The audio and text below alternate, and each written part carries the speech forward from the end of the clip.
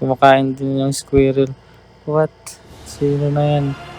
Boom! Putik.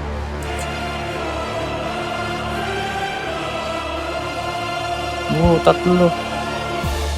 Huh?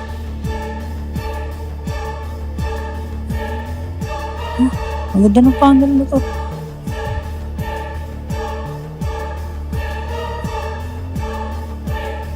What?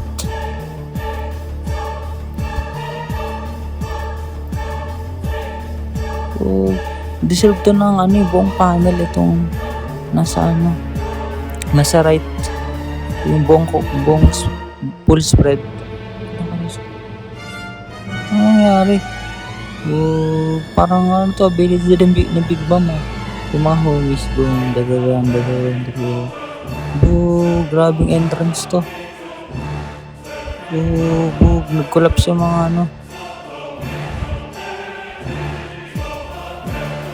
what the? Ito na.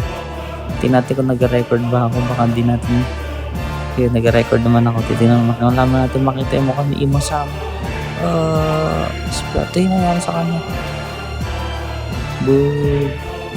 Ba't? Ano nangyari? Dugo ba yun? Putik. Lalaki si Imo.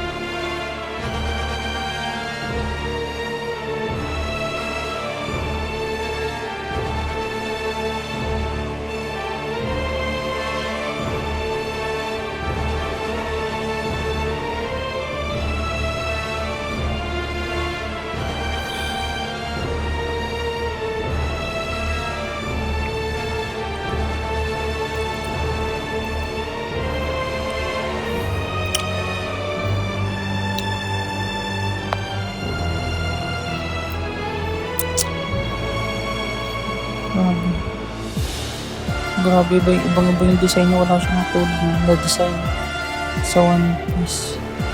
Ano yung parang pyramid, tapos parang may Egyptian symbol. Grabe, ba't siya dumago? Grabe nga, ito natin yung pinaka-epic na entrance sa One Piece. Wow, ano na, lagot ng takbo ng Straw Hat. Baka maging sa Body part 2 to. Hindi nila kaya to. Grabe ang aura to. Ayun, ang buntot niya.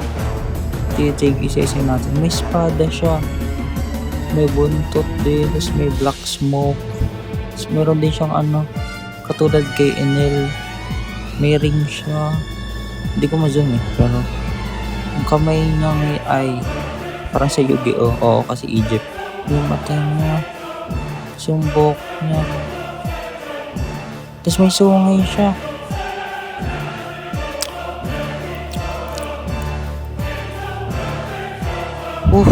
Saktong-sakto sa Black Friday.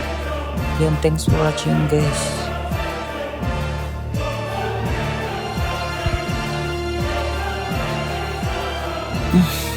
What the?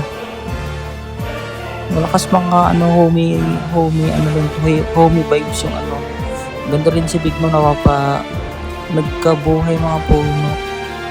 Grabe. Yung buong ulap po. Tsaka parang callback din sa early chapter ng Elbap. Yung may dumating din dito. Ganda din ng yun. Pero maliit lang yung dumating yung mga God Knights. Pero yung kay Imo, wasak talaga yung castle. Sobrang lakas ng akin niya. Ng aura farming. Thanks for watching guys.